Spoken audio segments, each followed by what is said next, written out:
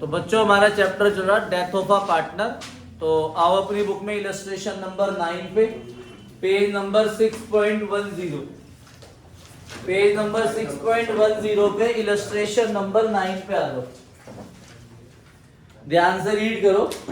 निर्मला, दिविशा और सारा तीन पार्टनर है। रेशो 3:4:3 है। 31 मार्च को ईयर एंड हो रहा है। सारा की डेथ होगी 1 फरवरी को, मतलब after 11 month, sorry 10 month, after 10 month उसकी डेथ हुई।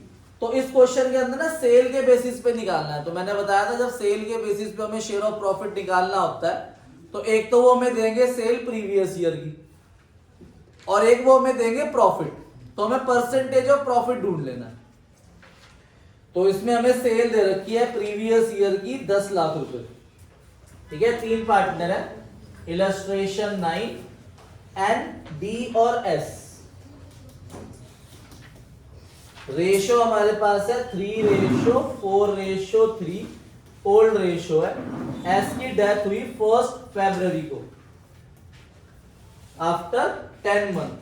तो हमें सेल दे रखी है 31 मार्च 21। प्रीवियस ईयर की सेल दे रखी है आपको 10 लाख रुपीस। ठीक है, ये हमारे पास सेल है प्रीवियस ईयर। और हमें प्रॉफिट दे रखा है 1,20,000। प्रॉफिट दे रखा है प्रीवियस ईयर का 1,20,000। तो परसेंटेज ऑफ प्रॉफिट आ जाएगा। ये कितना आएगा? 12%। 12% प्रॉफिट अर्न कर रहे हैं हम, मतलब हमने पिछले साल 12% प्रॉफिट अर्न करा। अब हमें सेल चाहिए 1 अप्रैल 21 से 1 फरवरी 21 तक की सेल चाहिए हमारे पास, और एक हमें परसेंटेज ऑफ प्रॉफिट निकालना है। तो सेल जो उन्होंने हमें दी हुई है ना 1 फरवरी तक, वो एग्जैक्ट अमाउंट नहीं दिया। उन्होंने कहा है कि जो पिछले साल की सेल है ना वो इस साल 20% से इंक्रीज हो गई बस। तो जो सेल 10 लाख की है उस पे 20% ऐड कर देंगे तो टोटल सेल 12 लाख की हो गई। अब ये जो 12 लाख की सेल है ये ना पूरे साल की है, क्योंकि मैंने पिछले साल पूरे साल की ली है तो ये सेल भी पूरे साल की आएगी। पर हमें कितने मंथ की चाहिए? 10 मंथ। तो इंटू 10/12 करेंगे तो 10 लाख रुपीस आपकी सेल आएगी इस पीरियड की। ठीक है भाई, 1 अप्रैल से 1 फरवरी तक जो सेल है वो 10 लाख रुपीस है एज्यूम। और वो कह रहा है कि जो परसेंटेज ऑफ प्रॉफिट है वो 2% से कम हो गया, मतलब जो 12% है वो हमारे लिए परसेंटेज ऑफ जो प्रॉफिट है वो 12 - 2% इज इक्वल टू 10% हो गया। मतलब इस साल हम 10% प्रॉफिट अर्न करेंगे सेल का। ठीक है भाई, तो अब हमें निकालना है एस का शेयर ऑफ प्रॉफिट। तो S share of profit, sale 10 lakh, ये 10 लाख सेल पहले 10 महीने की है तो इसे 10/12 करने की जरूरत नहीं है, 10%, और उसका शेयर 3/10। तो ये सॉल्व करके हमारे पास प्रॉफिट आ जाएगा 30,000 रुपीज। और ये 30,000 रुपीज हम उसे प्रॉफिट दे रहे हैं। परसों मैंने कंसेप्ट कराया था कि जब रेशो चेंज नहीं हो रही होती, तो रेशो चेंज नहीं हो रही तो नाम क्या आएगा? Profit and loss suspense. और रेशो चेंज हो रही होती तो क्या आएगा? Gaining to deceased. तो इस क्वेश्चन के अंदर एंट्री होगी profit and loss suspense account debit to deceased partner, मतलब सारा कैपिटल अकाउंट 30,000 रुपीज। अब आओ अपनी बुक में इलस्ट्रेशन नंबर 13 पे पेज नंबर 6.15 नोट कर लो ये जिसे करना है। आओ इलस्ट्रेशन नंबर 13 पे एबीसी पार्टनर है। रेशो दे रखी है 5:3:2। 1 अगस्त को सी की डेथ हुई, 1 अगस्त को। तो अप्रैल, मई, जून, जुलाई, 4 मंथ बाद उसकी डेथ हो गई। ठीक है, और सी ने विड्रॉ करे 5,000 रुपए ड्यूरिंग दैट पीरियड। तो ये ड्रॉइंग्स है, डेबिट में आती है पार्टनर कैपिटल के ड्रॉइंग्स। अब हमें गुडविल निकालनी है। गुडविल निकालनी है 2.5 year purchase, average profit of 4 completed year. पर जब हमने क्वेश्चन का फर्स्ट पॉइंट पढ़ा तो उसमें 3 ही प्रॉफिट थे बस, 1,01,000, 14,000, 16,000। जब भी ऐसा क्वेश्चन आ जाए वो एवरेज करने के लिए बोले more than the profit given, हमें गिवन है प्रॉफिट 3 और वो एवरेज करने के लिए बोल रहा है 4 का, तो चौथा प्रॉफिट भी क्वेश्चन के अंदर ही होगा पर वो बैलेंस शीट में मिलेगा। तो बैलेंस शीट की अगर वो लाइबिलिटी साइड में है तो वो प्रॉफिट है, अगर वो एसेट साइड में है तो वो क्या है, लॉस है। तो इस क्वेश्चन की एसेट साइड में हमारे पास पीएल दे रखा है, वो लॉस है। तो माइनस का 75 और इन तीनों को प्लस करोगे तो आपके पास प्लस का आई थिंक 45,000 रुपीज आएगा। वो 45,000 रुपीज का आप एवरेज करोगे इंटू 2.5 करोगे तो गुडविल आ जाएगी। अभी करेंगे सॉल्व इसे। अब सेकंड पॉइंट में सी शेयर ऑफ प्रॉफिट निकालना है, पर जो सी का शेयर ऑफ प्रॉफिट निकालना है वो average profit of last 3 year के बेस पे निकालना है। अब पिछले 3 साल लेने हैं। अब बच्चा खुश हो जाएगा, हमारे पास 3 प्रॉफिट तो ऊपर आई, वो 3 नहीं लेने, शुरू के 3 नहीं लेने, लास्ट के 3 लेने। तो लास्ट वाले में वो लास्ट ईयर का जो लॉस हमें बैलेंस शीट की एसेट में दे रखा है वो फिर आएगा। उसके बाद थर्ड पॉइंट में और फोर्थ पॉइंट में रिवैल्यूएशन के पॉइंट है। और बैलेंस शीट की लाइबिलिटी साइड में हमारे पास 2 रिजर्व है, इन्वेस्टमेंट फ्लक्चुएशन रिजर्व और workman compensation reserve. Asset side में हमारे पास 3 लॉस है, गुडविल, एडवर्टीजमेंट एक्सपेंडिचर और प्रॉफिट एंड लॉस। अब क्वेश्चन कह रहा है कि सी का कैपिटल अकाउंट बनाओ, तो करते हैं वो इलस्ट्रेशन नंबर 13। इलस्ट्रेशन 13 के अंदर एबीसी 3 पार्टनर है, ये इनकी ओल्ड रेशियो है, डेथ हुई 1 अगस्त को, तो गुडविल निकालेंगे, एवरेज प्रॉफिट इनटू 2.5 और सम 56,000 आया था, मैंने 45 बताया, वो गलत बता दिया।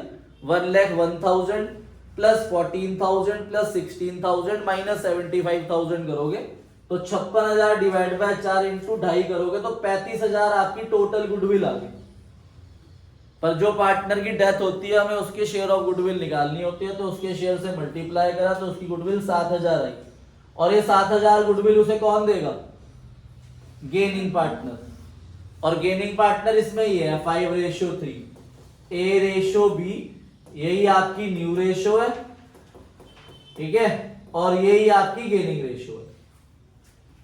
फिर हमें इसमें सी शेयर ऑफ प्रॉफिट निकालना है, तो सी शेयर ऑफ प्रॉफिट जो है वो प्रॉफिट नहीं आएगा, लॉस आएगा, क्योंकि हमारे पास एसेट साइड में माइनस का 75,000 है और पिछले और जो 2 साल के प्रॉफिट है उनका सम 30 बैठ रहा है, तो माइनस 75 प्लस 30 हो गया आपका 45,000 माइनस का। तो ये आपका 4 महीने का निकलेगा उसका शेयर, तो ये 1,000 रुपीज का लॉस आएगा। फिर इस क्वेश्चन के अंदर रिवैल्यूएशन अकाउंट भी बनाना है।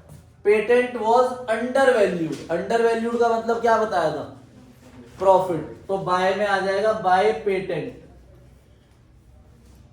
17,000, ठीक है। मशीनरी की वैल्यू ओवर वैल्यूड है तो ये लॉस है, 2 मशीनरी 3200। और फोर्थ पॉइंट में मार्केट वैल्यू इन्वेस्टमेंट की 4200 हो गई। नीचे देखो बैलेंस शीट में कितनी है, 3,000, तो 3,000 से 4,200 हो गई, तो ये हमें प्रॉफिट हो गया 1,200 रुपए का बाय इन्वेस्टमेंट। तो इधर का सम आया आपका 18,200 में से 3200 माइनस करा तो 15,000 रिवैल्यूएशन प्रॉफिट आ गया, और ये किस रेशियो में बढ़ता है, ओल्ड रेशियो, ठीक है भाई। अब हमें सी कैपिटल अकाउंट बनाना है, तो सबसे पहले ओपनिंग कैपिटल लिख दो, सी का कितना है 37,000। फिर गुडविल वैल्यूड निकाली थी तो वो ए और बी देंगे उसे 7,000। रीवैल्यूएशन प्रॉफिट आ जाएगा उसका 15,000 इंटू 2/10, 3,000 रुपए। इन्वेस्टमेंट फ्लक्चुएशन रिजर्व 3500 है, 3500 इंटू 2/10 करोगे 700 रुपीज आ जाएगा investment fluctuation reserve. Workman compensation reserve भी 3500 है तो वो भी 700 आएगा। फिर हमने उसका शेयर ऑफ लॉस निकाला था, तो 1,000 रुपीज उसका शेयर ऑफ लॉस है। एसेट साइड में गुडविल दे रखी है 5,000, तो उसका शेयर आ जाएगा 1,000। एडवर्टीजमेंट एक्सपेंडिचर 1,000 है तो उसका शेयर आ जाएगा आपका 200 रुपए,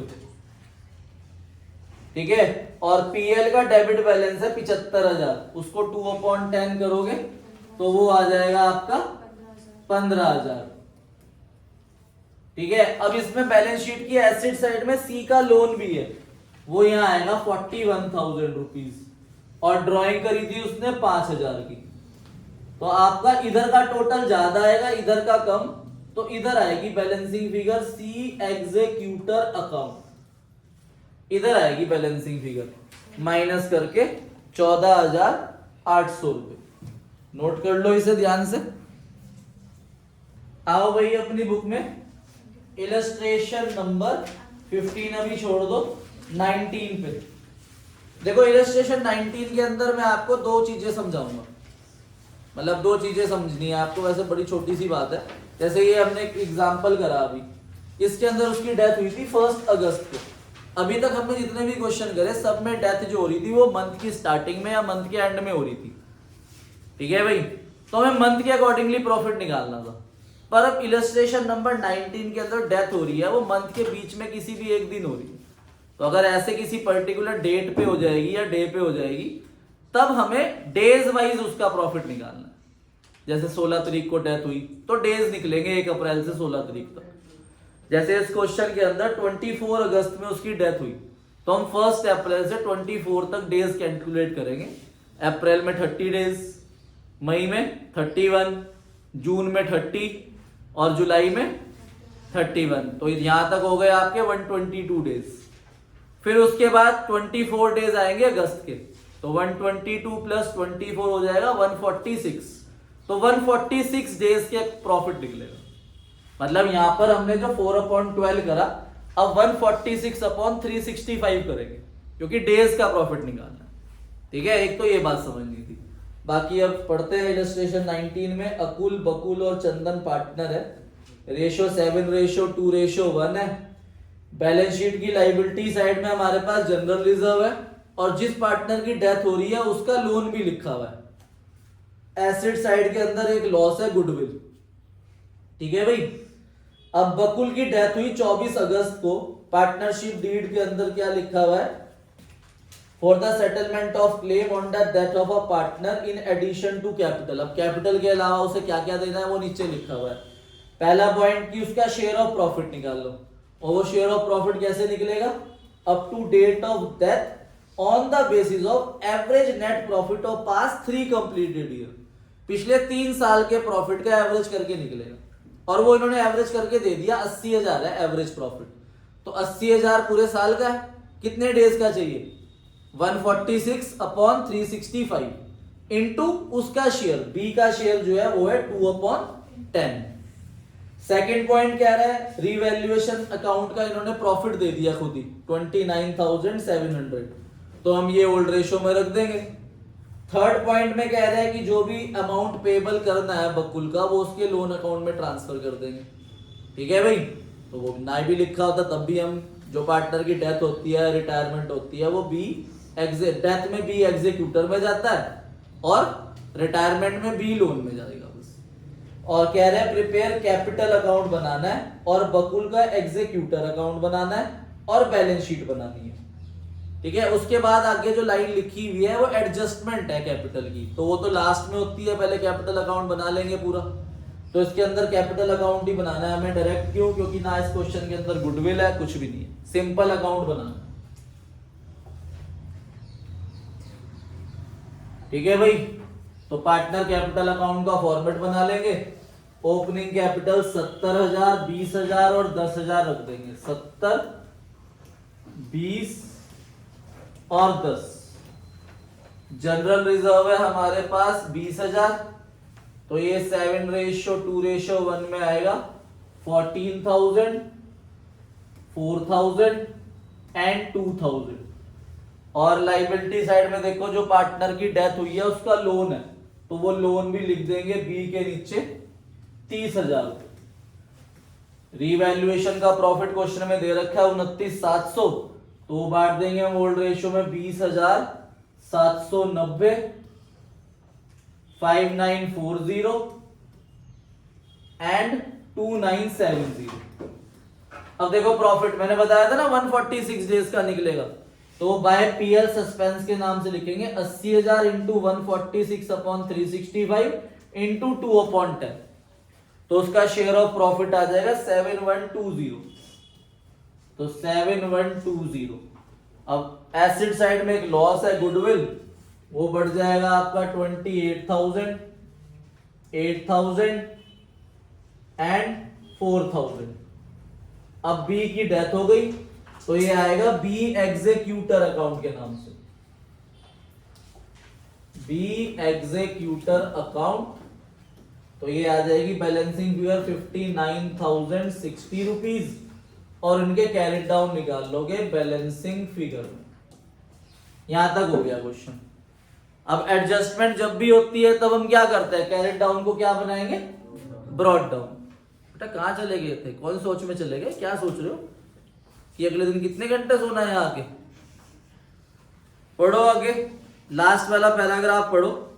कह रहे हैं Akul and Chandan who decided to continue business keeping their capital in their new profit sharing ratio. कह रहे हैं ये जो कैपिटल आया ना 76,790 और 10,970, इनको किस रेशो में रखना है, न्यू रेशो, न्यू रेशो में रखना है। तो मैंने क्या बताया था कि इन दोनों का क्या कर लेंगे और उसे न्यू रेशो में बांट देंगे।